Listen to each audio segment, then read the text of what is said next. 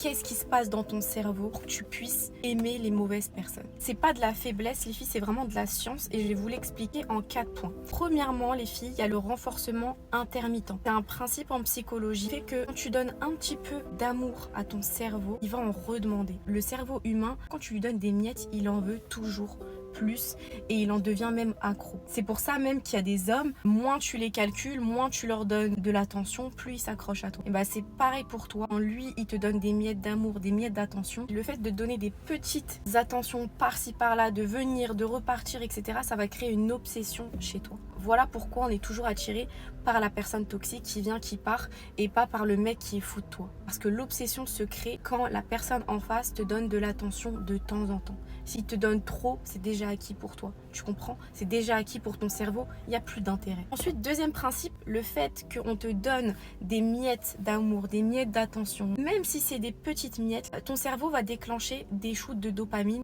des shoots d'oxytocine. La dopamine, les filles, c'est l'hormone du bonheur, c'est l'hormone du plaisir. Le cerveau aime le plaisir, d'accord? C'est pour ça que quand tu prends un bonbon, t'en prends 2, ou un carré de chocolat, t'en prends 2. Et c'est pas parce que t'es juste gourmande, c'est surtout que c'est hormonal, ok? Le cerveau sécrète des hormones du plaisir quand tu manges un bonbon, quand on te donne de l'amour, quand on t'apporte de l'attention, ton cerveau va sécréter de la dopamine, de l'oxytocine, et vu qu'il t'en donne un tout petit peu, bah toi t'en reveux. Une drogue en fait, tout simplement. En vrai, t'es même pas accro à lui au début, parce qu'en vrai, tu peux pas aimer une personne d'un coup comme ça. T'es accro à tes shoots de dopamine. Troisième principe, c'est le biais de l'investissement. C'est un phénomène en psychologie qui fait qu'en fait, plus tu vas donner de l'énergie, du temps dans une relation, plus ton cerveau, en fait, il va pas vouloir partir parce qu'il va se dire, putain, j'ai investi du temps, de l'énergie dans cette relation, je vais continuer. Il préfère s'enfoncer dans une relation qui mène nulle part que de partir, d'admettre qu'il a perdu son temps et son énergie dans cette relation.